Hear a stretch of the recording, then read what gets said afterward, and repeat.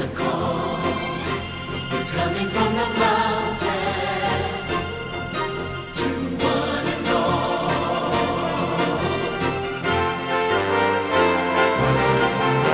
There's a call to every tribe and nation.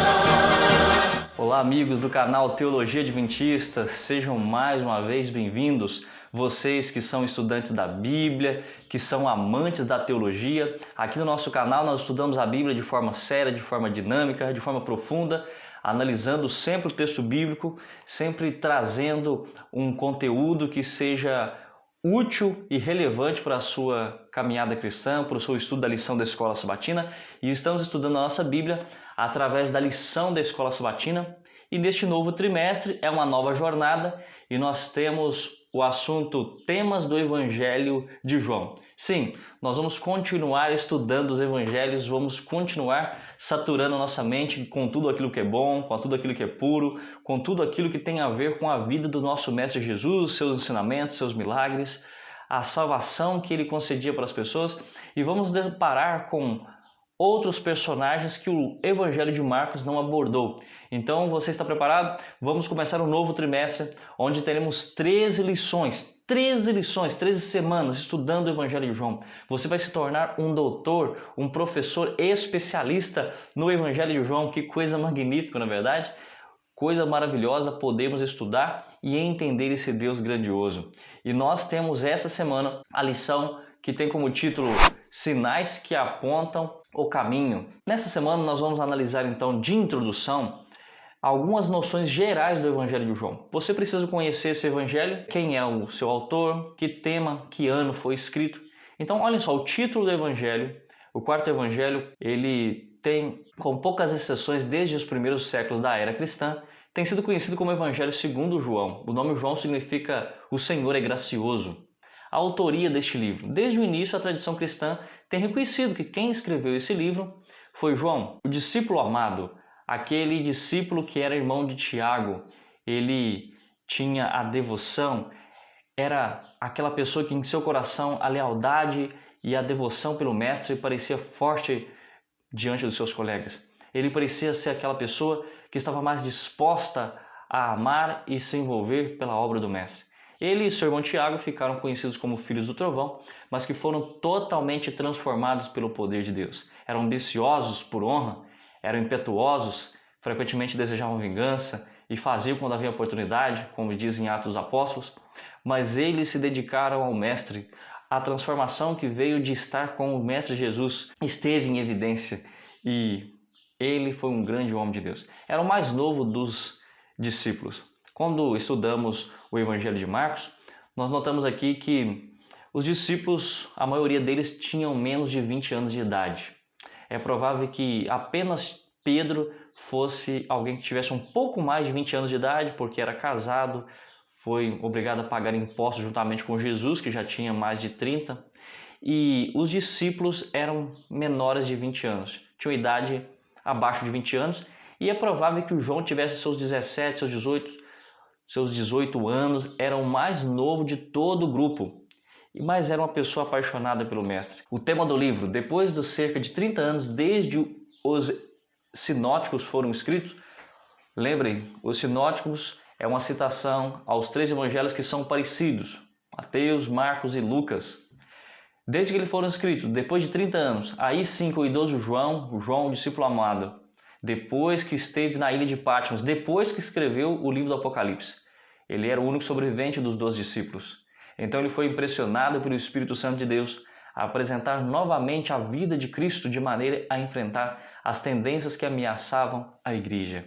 Somente conhecer sobre a vida de Cristo pode levar você à mudança. Somente conhecer mais plenamente os ensinamentos de Jesus e nos deparar ponto a ponto com a sua vida, com a sua morte, com seus ensinamentos, com a sua ressurreição. E isso pode fortalecer nossa fé, pode nos nutrir, nos encher de zelo, de amor pela causa dele. Somente conhecer sobre Cristo vai fazer com que eu e você tenhamos assim um amor mais puro, uma confiança mais constante, um amor vivificado, e a gente vai ser plenamente imbuído do Espírito de Deus. Por isso, de acordo com este tema, nós vemos que João escreve o seu evangelho, frisando alguns pontos que os evangelhos sinóticos não esboçaram. Apenas no evangelho de João nós vemos história fantástica como histórias e encontros de Jesus, como por exemplo diz aqui na introdução, de Natanael, o encontro de Jesus com Nicodemos, a mulher samaritana de Evangelho do capítulo 4. Vemos também o paralítico no tanque de Betesda, que é uma história que aparece apenas neste Evangelho, o cego de nascença de João capítulo 9, Lázaro em João capítulo 11, Maria e Marta, Pilatos, Pedro e Tomé. Muitas dessas histórias aparecem exclusivamente no Evangelho de João. E o que o Evangelho de João se detém? Ele se detém a falar sobre a divindade, sobre a cristologia, sobre Jesus ser um ser divino. Ele vai usar boa parte do seu tempo no seu comentário para refutar as ideias do gnosticismo. Pastor Anderson, o que era o gnosticismo? O pensamento cristão gnóstico ele girava em torno do conceito de que, em essência, o bem e o mal devem ser identificados com o espírito e a matéria. Respectivamente, ensinava que aqueles a quem residia uma centelha da luz celestial eram prisioneiros neste mundo material. A salvação consistia no conhecimento de como escapar da esfera material para a espiritual. O gnosticismo negava a encarnação de Cristo ao afirmar que a forma humana, vista pelos olhos físicos, era apenas uma aparência. Supunha que o Cristo divino havia entrado no Jesus humano em seu batismo e havia partido antes da morte na cruz. João vai dedicar o seu evangelho em defesa da divindade de Jesus. Porque o gnosticismo, ele acreditava que não há como a matéria se tocar, a matéria se envolver com aquilo que é divino. Porque a matéria é pecaminosa, a matéria ela é desprovida dos aspectos divinos. E se a divindade, que é imaterial, que é atemporal, como diziam os gregos, se a divindade tocasse na matéria, ela se tornaria pecaminosa. Então, por isso, Jesus não poderia ter se encarnado da forma que encarnou, porque no pensamento gnóstico, isso não coincidia com quem era Jesus. Então, aqui são apenas algumas noções gerais. Avançando, nós temos aí a data. Tanto o grande teólogo Kinner, como também outros teólogos, a maioria dos estudiosos concorda que o Evangelho foi escrito lá no final do primeiro século, provavelmente entre o ano 90 e o ano 95 depois de Cristo. Embora haja debates com respeito à data, a maioria dos estudiosos concorda então que o Apocalipse foi escrito sim antes do ano 90 e depois do ano 90, quando João ele sai da ilha de Patmos, ele vai para a cidade de Éfeso, ali ele escreve o Evangelho de João e logo depois ele escreve também as suas cartas, as cartas de João, 1ª, 2ª e 3ª João. Então, em análise, nós vamos estudar o Evangelho de João. O tema principal dessa semana é sinais que apontam o caminho. Interessante porque nessa lição nós vamos aprender e abordar o tema fé versus incredulidade. Nós vamos entender que a fé não coaduna com a incredulidade. Sem fé é impossível adorar a Deus. O verso para memorizar fala assim: Jesus fez diante dos seus discípulos muitos outros sinais que não estão escritos neste livro. Estes, porém, foram registrados para que vocês creiam que Jesus é o Cristo, o Filho de Deus, e para que, crendo, tenham vida em seu nome. Perceba que o texto aqui fala de sinais. Sinais que apontam caminho para Jesus, caminho para a salvação, o caminho do reino. Quais são esses sinais? O Evangelho de João apresenta o termo sinais em vários outros textos e trechos do Evangelho. Olhem para vocês verem, vocês têm na tela João 2, verso 11, com este deu Jesus o princípio aos seus sinais em Caná da Galileia, manifestou sua glória e os seus discípulos creram nele. Em João 2, 23, estando ele em Jerusalém durante a festa da Páscoa, muitos vendo os sinais que faziam, creram no seu nome. João 3, 2, este de noite foi ter com Jesus e lhe disse: Rabi, sabemos que és mestre vindo da parte de Deus, porque ninguém pode fazer estes sinais que tu fazes se Deus não estiver com ele. Então você note que em João 4, capítulo 6, João 6, ainda no verso 14, no verso 26, no capítulo 7, capítulo 9, capítulo 10, você depois pode parar a sua tela tirar um print, anotar esses textos aí na borda da sua lição, para que você tenha mais conhecimento, que você entenda que existem mais e mais textos aqui que falam dos sinais. Então João chama esses milagres de sinais. Nesse caso, sinais não se referem a algo como a placa de trânsito indicando algo, mas um evento miraculoso que Jesus vai se utilizar dele para apresentar a sua divindade, ou que João vai aproveitar a oportunidade para explicar quem é Jesus e por que ele veio. Avançando para a parte de domingo, que tem como título O Casamento em Caná. Vamos ler então aqui a pergunta, diz assim: que sinal Jesus fez em Caná e como isso ajudou seus discípulos a crer nele? Vamos ler João capítulo 2, do verso 1 ao 11. 3 dias depois, houve um casamento em Caná da Galileia. Achando-se ali a mãe de Jesus, Jesus também foi convidado com seus discípulos para o casamento. Tendo acabado o vinho, a mãe de Jesus lhe disse: eles não têm mais vinho. Mas Jesus lhes disse: mulher, que tenho eu contigo? Ainda não é chegada a minha hora. Então ela falou aos serventes: fazei tudo o que ele vos disser. Estavam ali 6 talhas de pedra que os judeus usavam para as purificações, e cada uma levava 2 ou 3 metratas. Jesus lhes disse: enchei de água as talhas, e eles as encheram totalmente. Então lhes determinou: tirai agora e levai ao mestre-sala.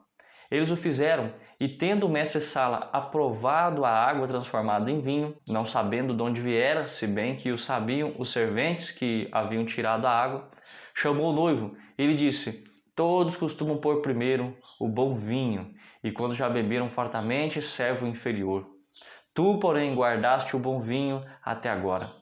Com este, deu Jesus princípio aos seus sinais em Caná da Galileia.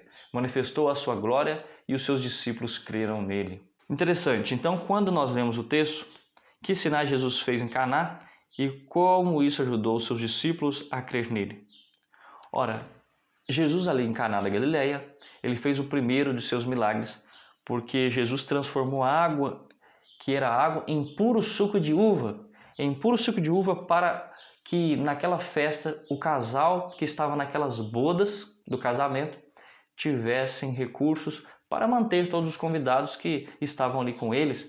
Era uma desonra tremenda convidar alguém para uma festa e faltar ali o suco de uva, o alimento. E Jesus transforma água em puro suco de uva. Ele faz um milagre, esse é um sinal.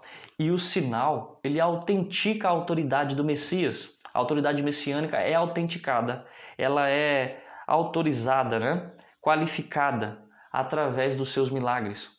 E nós podemos ver que algo interessante é que sempre quando se fala da história de Jesus em Caná da Galileia, de como ele vai na casa dos seus parentes, aquele casamento, falta vinho, as pessoas começam a pensar assim: epa, vinho que eu conheço hoje é alcoólico. Logo, se o vinho que eu conheço hoje é alcoólico, então também o vinho do tempo de Jesus era alcoólico. É uma conclusão precipitada que eu e você tiramos se pensarmos assim. Por quê? O vinho naquela época não era um vinho alcoólico. A palavra oinos, que é o termo hebraico para vinho na Bíblia, pode significar tanto um suco de uva puro como ele fermentado. Agora, o que vai determinar se é o suco de uva ele é puro suco de uva ou se ele tem alguma fermentação é alcoólico é o contexto. Então, olha só, nós trouxemos aqui o comentário bíblico adventista do sétimo dia, onde ele diz que o comentário bíblico adventista argumenta que o termo vinho, do grego oinos, no contexto bíblico pode se referir tanto a vinho fermentado quanto a suco de uva não fermentado. O comentário bíblico destaca que a palavra oinos era usada amplamente para qualquer derivado da uva e que no contexto das festas judaicas o uso do suco de uva não fermentado era comum, especialmente em eventos onde a sobriedade era valorizada. Além disso, considerando o caráter de Jesus, os seus ensinamentos sobre moderação, sobre os perigos do alcoolismo em Provérbios, seria inconsistente que ele promovesse o consumo de bebidas alcoólicas em uma festa. Ainda nós temos Samuel Bacchiocchi, um estudioso e teólogo, onde ele diz no seu livro O Vinho na Bíblia, o autor, ele argumenta que o vinho mencionado no milagre era, na verdade, suco de uva não fermentado. E ele apresenta aí os seus argumentos. Naquela época era muito comum que as pessoas diluíssem um pouco da polpa da uva em água. Por isso que os serventes não estranharam quando Jesus disse: ponham água em talhas de pedra. Eles esperavam que Jesus diluísse um pouco de vinho no meio daquela água. Mas Jesus então apenas pedem eles para tirar novamente a água que eles tinham posto e ali sai o suco de uva mais puro. Jesus não ia produzir uma grande quantidade de álcool para uma festa. O suco de uva era muito valorizado na época por sua doçura, por seu frescor, e especialmente durante as celebrações. Ainda temos William Paton, que no clássico trabalho Vinhos na Bíblia. William Paton argumenta nesse seu livro que o processo de fermentação do vinho nem sempre era automático e que o suco de uva fresco era frequentemente preservado de maneira que impediu a fermentação. Paton destaca que oinos, em João 2, poderia muito bem ser referido ao suco de uva não fermentado, especialmente porque o consumo de bebidas fortes era desaconselhado pela Bíblia. Também Nichols, no livro Ellen White e os seus críticos, ele examina esse ponto de vista sobre o que Ellen White escreveu sobre o uso de vinho não fermentado em João capítulo 2, e Ellen White argumenta que Cristo nunca teria feito algo que encorajasse o uso de bebidas alcoólicas, especialmente considerando os efeitos negativos do álcool na vida do ser humano. Então nós vemos que esse autor também compreendia que o vinho em João 2 é compreendido como suco de uva puro, de acordo com os princípios da temperança cristã e da saúde. Ellen White, no livro Ciência do Bom Viver, também em outros livros, do Desejar de Todas as Nações, ela diz que o vinho fabricado por Cristo em Caná era puro suco da uva. Então nós podemos dizer que o sinal que Jesus fez em Caná, o seu milagre, manifestou a sua glória diante de seus discípulos, e esses que já estavam acompanhando Jesus durante um tempo tiveram mais a certeza de quem era o seu mestre, do que ele representava, de que ele realmente era o Messias, o Filho de Deus, que ele tinha realmente poder. E o anfitrião da festa achou o vinho não fermentado que Jesus ofereceu um vinho melhor do que todos os outros que já tinham sido oferecidos. É assim que Jesus faz por nós. Ele sempre oferece para nós o seu melhor. Já parou para pensar? Jesus, quando fazia algo para o ser humano, sempre fazia o melhor. Quando ele multiplicava pães e peixes, ele sempre fazia com sobra, sempre sobrava. O suco de uva era o melhor. E quando foram matar Jesus, lhe deram o seu pior. Molharam ali no vinagre aquela esponja suja utilizada para fazer limpeza de banheiro. E agora eles pegam e dão o pior. Nós somos assim, não é mesmo? Jesus faz o melhor por nós e quando Jesus pede algo de nós, nós queremos dar o nosso pior. Nós não queremos nos sacrificar em prol do Mestre. Precisamos pensar nisso, não é verdade? Quais razões você tem para seguir Jesus? Muitas, não é mesmo? O amor que ele tem, ele pode nos sustentar, nos dar vida, nos libertar, porque a Bíblia diz: se ele vos libertar, se eu vos libertar, verdadeiramente sereis livres.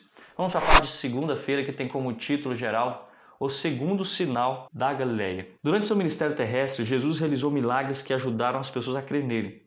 João registrou esses milagres para que outros também crescem em Jesus. Leia João 4, versos 46 a 54, porque o evangelista faz uma conexão com o milagre realizado na festa de casamento. O texto de João 4, 46 a 54 diz assim: dirigindo-se de novo a Caná da Galileia, onde da água fizeram vinho, ora, havia um oficial do rei cujo filho estava doente em Cafarnaum. Tendo ouvido dizer que Jesus viera da Judéia para a Galileia, foi ter com ele e lhe rogou que descesse para curar seu filho, que estava à morte. Jesus tinha feito aquele milagre em Caná da Galileia, que era o milagre de transformar a água em suco de uva, providenciando o alimento para as pessoas daquela festa, não deixando o casal que estava ali em desonra. E também, com isso, as pessoas saíram daquela festa contando por todas as regiões sobre o que Jesus fazia. As pessoas começaram a identificar aquele que fizera o milagre em Caná da Galileia como o grande Messias esperado. E a fama de Jesus se espalhou por alguns locais, ali naquele local, naquelas regiões da Galileia. E em Caná, novamente, Jesus estava. Existia um homem, como diz o texto aí, esse homem era um oficial do rei, era um homem rico, tinha um filho que estava doente, era um homem de Cafarnaum. Ele decide ir até Jesus para receber a cura para o seu filho. E ele vai todo animado, cheio de esperança, de expectativas. Esse homem de Nazaré, esse pregador itinerante, poderia curar o seu filho indo até a Cafarnaum com ele. E o versículo 48, então Jesus lhe disse, se porventura não virdes sinais e prodígios, de modo nenhum crereis. Por que Jesus fala isso? Parece uma repreensão da parte de Jesus. Aquele homem estava ali pedindo um auxílio, uma ajuda, e Jesus de repente fala isso para ele.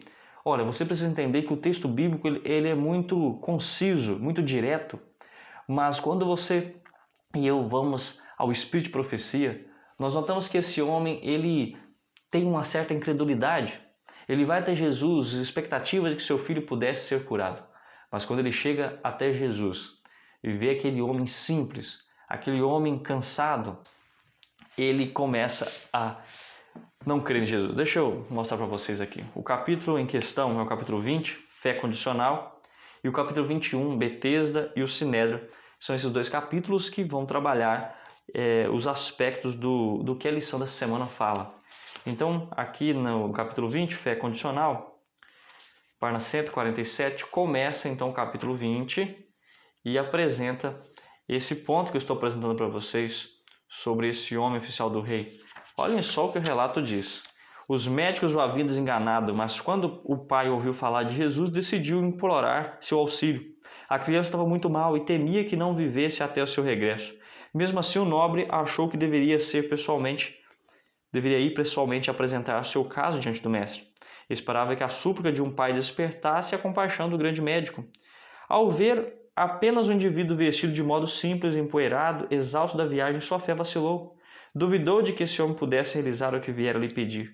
Entretanto, conseguiu conversar com Jesus, expôs o motivo da sua presença e suplicou ao Salvador que o acompanhasse até a sua casa. E então Jesus, notando que aquele homem tinha incredulidade, ele diz assim, se você não vir sinais, se você não ver os milagres, você não vai crer, não é mesmo?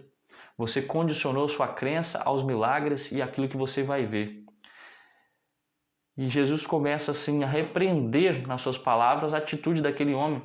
Mas aquele homem muda as suas atitudes. O verso 49, rogou o oficial, Senhor, desce antes que meu filho morra. Vai, disse-lhe Jesus, teu filho vive. O homem creu na palavra de Jesus e partiu. Jesus sabia naquele momento que o Pai estabelecera em sua mente condições para crer em Jesus. Você por acaso tem colocado alguma condição em sua vida para crer em Jesus? Jesus desejava não somente curar a criança, mas também tornar aquele homem, a sua casa, participante das bênçãos da salvação. E o interessante é que o relato continua dizendo, já ele descia quando esses seus servos lhe vieram ao encontro, anunciando que o seu filho vivia. Então indagou deles a que hora o seu filho se sentira melhor. Informaram, ontem, à hora 7ª, a febre o deixou. Ou seja, 13h. Com isso, reconheceu o pai ser aquela precisamente a hora em que Jesus lhe dissera, teu filho vive. E creu ele e toda a sua casa. Interessante que o livro Desejado de Todas as Nações diz que o nobre oficial desejava conhecer mais de Cristo. E posteriormente, após o seu filho ter sido curado, ao ouvir os seus ensinos, ele e todos os seus familiares passaram a se tornar discípulos de Jesus. A sua dor foi santificada para a conversão de toda a sua família. Deus abençoou aquela pessoa, Deus abençoou também todos os outros participantes e pessoas que moravam em Cafarnaum. Foi um momento magnífico, um segundo milagre que Jesus fez em Caná da Galileia, onde existia uma fé que era condicional. Não podemos condicionar a nossa fé, não é verdade?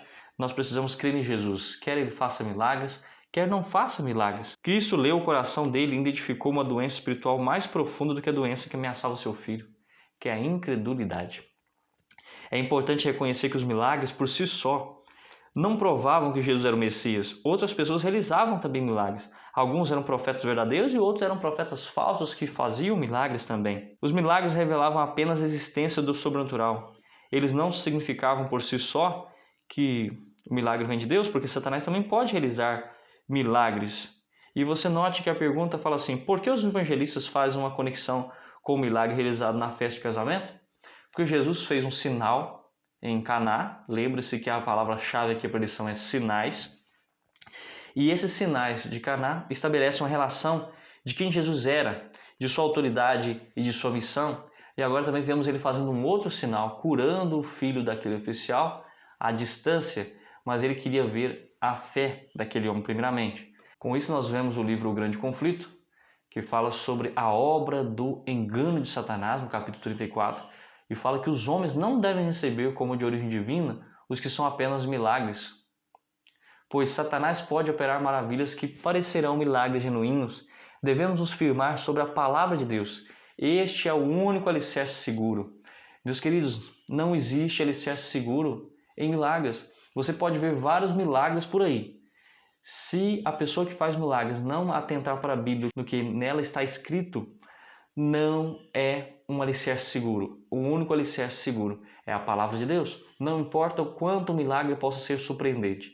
Se ele não está em harmonia com as Escrituras, nós devemos rejeitá-lo totalmente e plenamente, tá bom? Nós podemos entender que não é por milagres que as pessoas se convertem. Na pergunta complementar aqui na parte de segunda-feira, ainda tem um título assim: mesmo que víssemos um milagre, que outros critérios deveremos considerar antes de concluir automaticamente que ele veio de Deus? Precisa estar em relação com a Bíblia.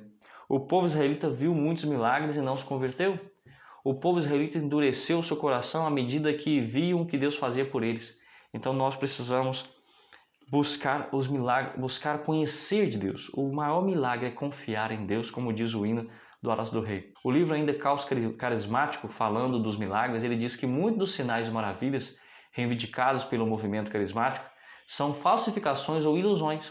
E Satanás é um mestre em enganar as pessoas através de falsos milagres, tentando imitar o poder de Deus para afastar os crentes da verdade bíblica. A verdadeira fé não se baseia em sinais e maravilhas, mas na palavra de Deus, é o que diz o teólogo MacArthur. Os falsos milagres podem parecer impressionantes, mas não têm qualquer base na verdade bíblica, na verdade divina. Vamos aqui para a parte de terça-feira, que tem como título O Milagre junto ao tanque de Betesda. O próximo sinal que João registra aconteceu junto ao tanque de Betesda, em João capítulo 5, verso 1 a 9, vamos ler daqui a pouco. Acreditava-se que de vez em quando um anjo agitava a água e que o primeiro doente a entrar no tanque era curado. E como resultado, todos os pórticos do tanque ficavam todos lotados de pessoas que esperavam ser curadas na próxima vez em que isso acontecesse.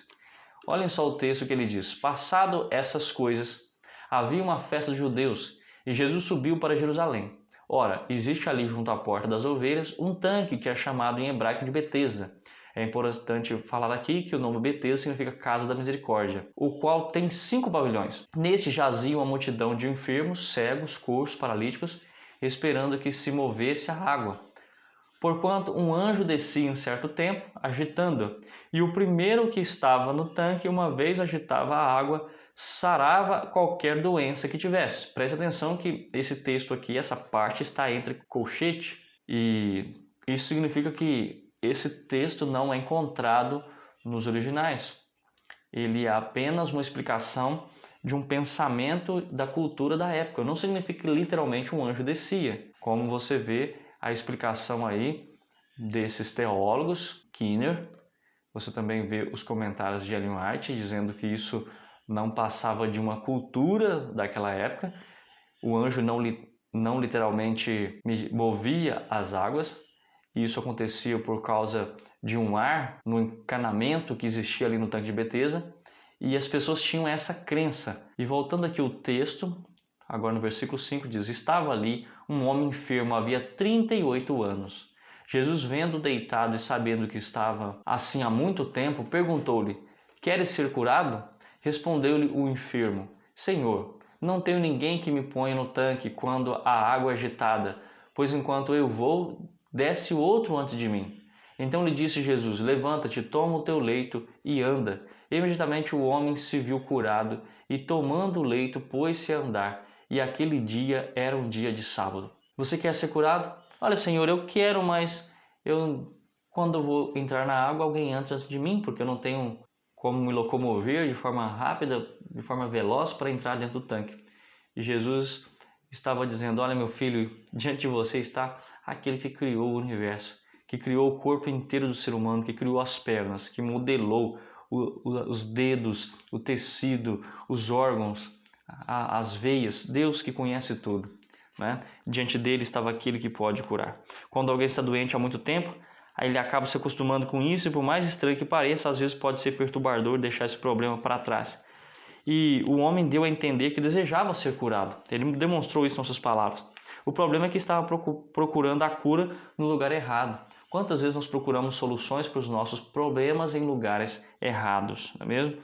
O homem estava falando com o dono do universo e não compreendia, nem sabia que ele estava diante de alguém muito, muito especial. E Jesus não pediu que aquele sofredor tivesse fé nele. Disse simplesmente: levante, toma o teu leito e anda. Mas a fé do homem se apoderou daquelas palavras e o homem realmente mudou. Cada nervo e músculo vibrou com a nova vida e a energia da saúde encheu os membros dos paralisados. Sem duvidar, determinou-se a entender a ordem de Cristo e todos os músculos obedeceram à sua vontade. Colocando-se rapidamente de pé, sentiu-se capaz de realizar todas as suas atividades. Que coisa magnífica, que coisa fantástica. E ainda fala assim: mais tarde Jesus disse ao homem no templo: olhe, você ficou curado, ou você foi curado. Não peques mais, para que não lhe aconteça coisa pior. E aí faz uma pergunta: qual é a relação entre doença e pecado? Porque nem todas as doenças são resultado de pecados específicos? Interessante, não é mesmo? No caso aqui, a frase ela é particular. A sua doença ela era a causa de um pecado. E Jesus diz assim: vá e não peques mais, para que não lhe suceda coisa pior.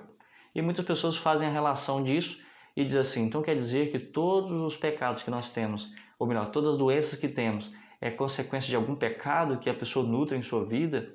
É um pecado escondido, que não houve abandono? Olhem só o que eu trouxe para vocês aqui. A relação de pecado e de doença. A relação entre doença e pecado, conforme João 5,14, não peques mais para que não te suceda coisa pior, ela pode ser vista em algumas perspectivas. Jesus, nesse verso, ele parece indicar que a doença do paralítico estava de alguma forma ligada ao pecado anterior. No entanto, isso não significa que toda doença é resultado direto de um pecado específico, como será apresentado abaixo aqui agora no comentário bíblico e também nos textos de Ellen White. O comentário bíblico adventista, ele sugere que a cura do paralítico inclui também uma restauração física, quanto também uma restauração espiritual. E Jesus alerta aquele homem sobre o pecar novamente, sugerindo que aquele homem em particular, ele estava colhendo consequências na sua vida, na sua saúde, consequências de seus pecados, né? Uma consequência direta de um comportamento pecaminoso durante a vida. No entanto, o comentário é claro ao afirmar que nem todas as doenças são resultados do pecado específico. A doença pode ser resultado do pecado geral da humanidade, a degradação, porque nós nascemos em um mundo e herdamos de nossos pais uma fraqueza, uma incapacidade, mas nem toda doença está vinculada diretamente a uma pessoa desobediente ou a desobediência. Ainda o comentário diz que Jesus, em outra ocasião, lá em João 9, verso 2 ao 3, quando ele cura o cego de nascença, ele nega que a doença daquele homem fosse causada pelo pecado específico dele ou de seus pais. E assim, João 5,14 não estabelece uma regra geral, mas sim uma advertência para o caso particular daquele homem. Ellen White também vai dizer que o pecado enfraquece o organismo, tornando a pessoa mais susceptível às enfermidades. Ela diz isso no livro Ciência do Bom Viver. E depois no livro O Desejado de Todas as Nações, ela vai dizer que a doença nunca vem sem uma causa e que a transgressão das leis da natureza, seja ela voluntária ou involuntária, traz consequências inevitáveis. Por isso, nem toda doença é resultado de pecados específicos. Algumas aflições podem ser permitidas por Deus para a purificação espiritual ou para o crescimento do caráter, para o amadurecimento, como foi o caso ali de Jó. A doença dele não estava relacionada a nenhum pecado seu, mas sim estava envolvida no grande conflito para demonstrar o poder e a glória de Deus, né? E com isso você nota aí a resposta para essa pergunta, que isso, a questão do pecado e da doença, isso não estabelece uma regra universal. Não significa que toda pessoa que está doente é porque tem um pecado, tá bom? Deixando claro esse ponto aqui, nós vamos para a parte de quarta-feira, que tem como título Corações Duros. Sinais, maravilhas e milagres por si só não provam que alguma coisa é de Deus, mas por outro lado, quando vem dele, é perigoso rejeitá-la. Agora aqui a lição vai se ater ao restante da história, em que aquele homem foi curado ali no tanque de Betesda. Lembra que o nome Betesda significa casa da misericórdia. Muitas pessoas viviam ali, as pessoas todas eram egoístas, querendo ser curados, pensando em si mesmos. Cada um pulava na água quando a água agitava, porque cada um queria a cura por si mesmo. Isso me faz pensar de quantas vezes nós queremos a cura, quantas vezes nós queremos a bênção, de quantas vezes nós queremos pensar em nós mesmos e não nos dedicamos a pensar no outro. Já parou para pensar nisso? E aqui diz que ao Jesus ser curado, algumas pessoas elas não creram em Jesus. E quem eram essas pessoas? As pessoas do Sinédrio. Olhem aqui, leia João 5, verso 10 ao 16. Que lições aprendemos com a dureza de coração dos líderes em relação a Jesus e ao milagre que ele havia realizado? Então, o milagre que Jesus realizou foi um milagre feito ali no templo no dia de sábado, né? Então, no dia de sábado, Jesus ele faz aquele milagre e nós vemos a incredulidade dos líderes. E essa incredulidade impede eles de acessar a bênção, de contemplar o Rei dos Reis e Senhor dos Senhores. O coração deles estava insubordinado e por mais que eles vissem milagres, havia uma resistência a Deus, uma resistência ao ensinamento, porque tinham escolhido rejeitar o Messias. Quando vamos para João 5, verso 10, diz assim: por isso disseram os judeus ao que fora curado: hoje é sábado e não te é lícito carregar o leito. Verso 11. Ao que lhe respondeu: o mesmo que me curou me disse: toma o teu leito e anda. Aquele homem não sabia quem tinha lhe curado.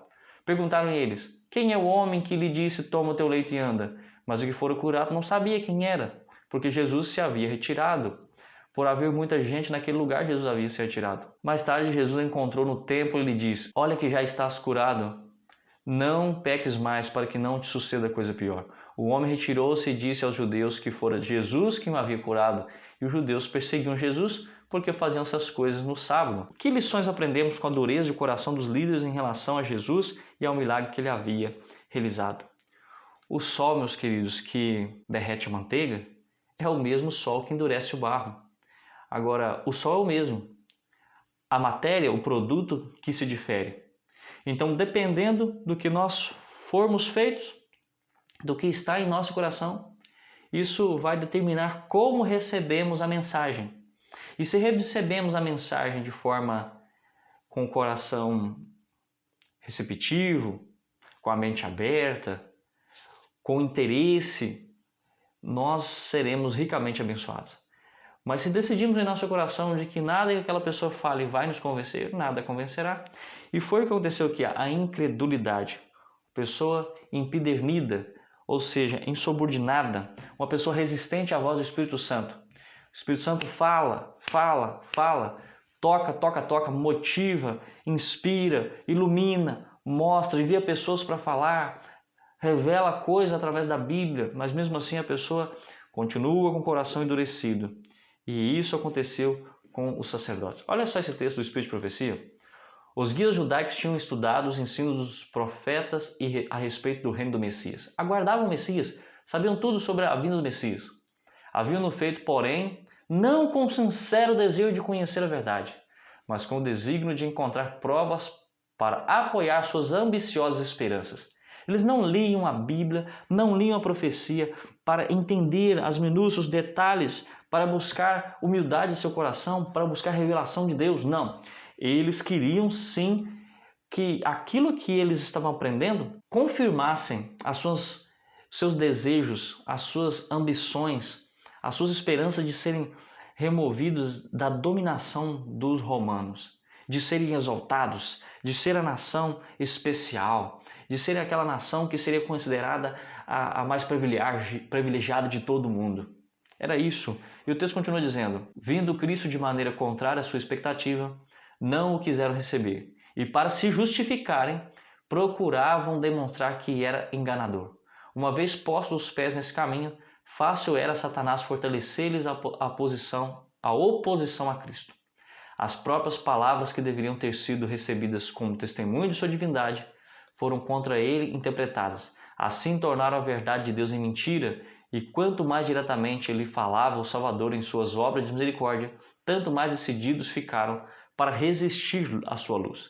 Então eles resistiram à fé, resistiram a luz que foi recebida. Jesus estava tentando conduzir aquelas pessoas à verdade bíblica mais profundas, mais intensas, mais sublimes e puras que ele trouxe do reino da glória. Para além de regras, para além de regulamentos que eram regulamentos humanos. E em alguns casos, esses regulamentos, essas tradições, esses pensamentos e filosofias humanas acabavam ofuscando a verdadeira espiritualidade e atrapalhando as pessoas a considerar o ensinamento. E eles tinham feito regras ao redor dos ensinamentos para que as pessoas não transgredissem o sábado. Por quê? Essas pessoas estavam em uma condição agora sendo subjugadas pelos romanos, outras condições anteriores eles foram presos e tinham sido exilados na Babilônia e outras. Então eles pensaram assim, não vamos ser mais desobedientes. Vamos criar várias regras ao redor da regra, para que antes de chegarmos a pecarmos, nós não venhamos pecar de maneira nenhuma, desobedecer de forma nenhuma, e com isso não venhamos novamente a cair na escravidão, no exílio, não venha suceder coisas ruins para nós. E com isso, eles trouxeram para si tradições, fundamentos e pensamentos humanos que atrapalhavam a vida deles como cristãos. Até que ponto as pessoas podem ficar espiritualmente endurecidas apesar das evidências? Aqui cita João 9, não é mesmo?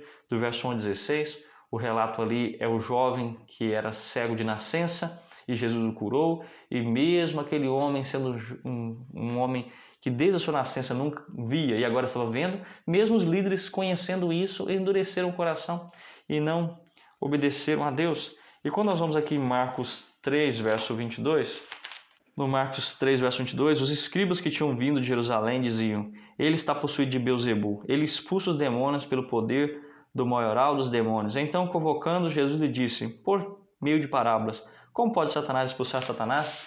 Ou seja, Jesus expulsava demônios, Jesus curava pessoas, eram coisas tremendas, improváveis, impossíveis que Jesus fazia, e mesmo assim eles endureceram o coração. Então eu coloquei na minha resposta assim, o coração duro daquelas pessoas eram endurecidos especialmente apesar das evidências, porque havia uma falsa percepção da verdade. Uma crença equivocada pode levar as pessoas a ter o coração duro. A falta de reflexão na palavra, a falta de examinar as escrituras, agir de forma precipitada. Eu coloquei também seguir os padrões recorrentes comuns do mundo, fazer o uso de um falso julgamento baseado em premissas equivocadas. Essa foi minha resposta. Essas pessoas ficavam espiritualmente endurecidas, tinham evidência porque elas tinham falsa percepção da verdade, porque não refletiam, não agiam de forma concreta, mas sim de forma precipitada. Avançando para a parte de quinta-feira, para nós irmos para a parte final, as reivindicações de Jesus. O milagre junto ao tanque de Betesda deu uma ótima oportunidade para que João enfatizasse quem é Jesus. O evangelista dedica 9 versos para descrever o milagre e cerca de 40 versos para descrever aquele que realizou o milagre. Olhem só, por que Jesus foi perseguido por fazer o milagre no sábado? E os judeus perseguiam Jesus porque fazia essas coisas no sábado.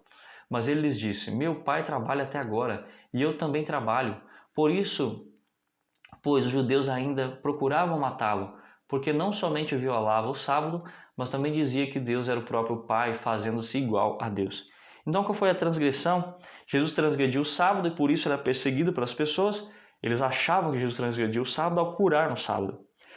Também Jesus se dizia filho de Deus. O meu pai trabalha até agora. E eles acusaram então de transgressão do sábado e de blasfêmia contra Deus. Com isso nós vemos que Jesus estava reivindicando ter uma natureza divina. E quando Jesus tem a natureza divina, os líderes religiosos os perseguem com base na suposta violação do sábado e com a reivindicação da igualdade com Deus. Por que João vai enfatizar isso aqui? Porque lembre-se, João em todo o seu livro, desde o primeiro capítulo até o último, ele está abordando os sinais que Jesus fez. E como disse ali no verso para memorizar no início da semana, se fosse escrito tudo que Jesus fez, todos os seus sinais, não teria livros para conter. Isso, na verdade, é um exagero da parte de João, querendo dizer que Jesus fez muitas outras coisas que não foram relatadas aqui. E ele quer dizer que, por mais que as pessoas não aceitassem Jesus, teve evidências suficientes para demonstrar a sua divindade. Lembre-se, João está abordando a divindade de Jesus. O que Jesus disse para ajudar os líderes a vê-lo como ele é, algo atestado de modo poderoso pelo milagre realizado. Quando você vai para aqui João 5, verso 19 a 47, não iremos ler por causa do tempo, por causa também de ser um texto bem extenso, ele citou muitas coisas aqui. Ele fez indicação que o Pai estava com ele, que ele estava fazendo apenas as obras de seu Pai. Ele falou dos milagres das Escrituras. Ele falou dos milagres que eram autenticação de que ele realmente era o Messias. Ele falou das Escrituras que davam autenticação, autorização, autoridade, que apresentavam as credenciais para que ele pudesse, então, apresentar-se como ele dizia ser o Filho de Deus. Se ele dizia ser o Filho de Deus, ele não dizia apenas da boca para fora. Ele dizia, as Escrituras estão comigo, os meus milagres e sinais provam que eu sou o Messias. O meu Pai está comigo e eu faço apenas as obras enviadas pelo meu Pai. Então ele tinha uma credencial divina dos céus para dizer sem ser quem ele era. Ele explicou que o seu relacionamento íntimo com seu Pai, mostrou que ele e o Pai agem em harmonia, e a tal ponto que ele tem o poder tanto para julgar o mundo quanto para ressuscitar mortos. Ele também mencionou 4 testemunhas, João Batista, seus milagres, as Escrituras, e todas essas testemunhas falam a favor de Deus. Essas são as reivindicações que nós vemos de Jesus. E para terminarmos o estudo da lição dessa semana, eu quero fazer uso aqui do desejado de todas as nações. No 20, fé incondicional, gostaria de terminar com vocês o relato ainda daquele homem com fé. Gostaria de terminar com o relato daquele oficial do rei que tinha um filho. E aqui diz que aquele que abençoou o nobre de Cafarnaum também deseja nos abençoar, aqui servindo a Jesus. No entanto, como o aflito pai, são muitas vezes levados a buscar a Jesus querendo algum bem terrestre e fazemos nossa confiança em seu amor depender da realização de nossos pedidos. O Salvador deseja nos dar uma bênção superior àquela que pedimos. Ele atrasa o atendimento de nossos pedidos para nos mostrar o mal que existe em nosso coração e nossa profunda necessidade de sua graça. Jesus ele quer abençoar você, como abençoou aquele homem que tinha o filho doente. Ele quer dar para você muito mais do que você tem pedido, do que você tem esperado de Deus. Mas muitas das vezes nós estamos procurando a Jesus apenas querendo algum bem terrestre e fazemos nossa confiança em seu amor depender da realização de nosso pedido. Quando o nosso pedido não é atendido, quando não acessamos diretamente os nossos desejos através da nossa religião, nós desanimamos da fé, paramos de frequentar os cultos, não oramos com a intensidade que deveríamos orar, não buscamos o Senhor com o mesmo interesse. O Salvador deseja dar uma bênção superior para você do que aquela que você pede. Quer te dar muito mais do que você pede. Ele atrasa o atendimento de nossos pedidos, como diz aqui, para nos mostrar que o mal que existe em nosso coração, ele quer mostrar que nós precisamos desapegar-nos desse mal que existe em nosso coração. Precisamos estar mais prontos a estar com Jesus, mais preparados. Ele atrasa o atendimento de nossos pedidos para nos mostrar o mal que existe em nosso coração e a nossa profunda necessidade de sua graça. Deseja que renunciemos ao egoísmo que nos leva a buscá-lo. Confessando nosso desamparo e necessidade, devemos confiar nossa vida inteiramente ao seu amor.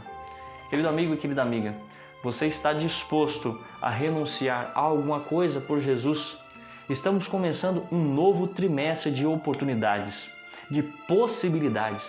Estamos começando um novo trimestre onde você poderá aprender sobre Jesus, sobre sua missão, sobre a importância do estudo da Bíblia. Você poderá considerar a cada passo os aspectos dos ensinamentos de Jesus e isso vai te fazer crescer espiritualmente. Mas algo precisa ser feito. Você precisa renunciar ao egoísmo. Você precisa buscá-lo, confessar o seu desamparo, a sua necessidade de Deus. E Ele então vai entrar profundamente em seu ser.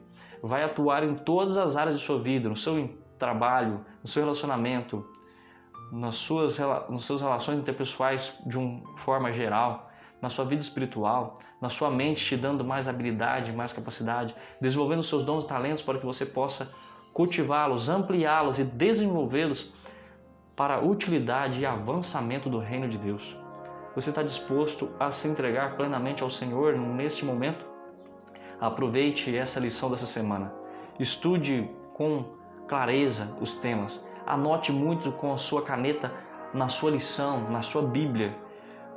Considere as reflexões próprias, porque ao ler isso aqui, nós olhamos para a nossa vida e vemos que muitas das vezes nós encontramos também incredulidade. E a nossa incredulidade nos atrapalha a acessar a bênção divina. Por acaso tem algum problema na sua vida que tenha atrapalhado você a acessar as bênçãos divinas? Peça perdão a Deus, se consagre ao Senhor, se dedique e diga: eu vou cada sábado, a cada semana, estudar a lição da Escola Sabatina. Vou acompanhar o canal, vou estudar por mim mesmo. Não vou deixar que a minha reflexão seja fruto apenas de um vídeo ou fruto apenas da reflexão do outro. Eu mesmo terei o meu momento de devoção, de reflexão, de oração. E você verá que ao final deste trimestre, nós iremos avançar. Nós iremos estar mais fortes. Estaremos mais fortes, estaremos mais capacitados, mais alegres, mais felizes. A paz de Jesus vai exceder o seu e o meu entendimento. Que Deus abençoe você. Nos encontramos na semana que vem para o estudo de número 2. Até lá!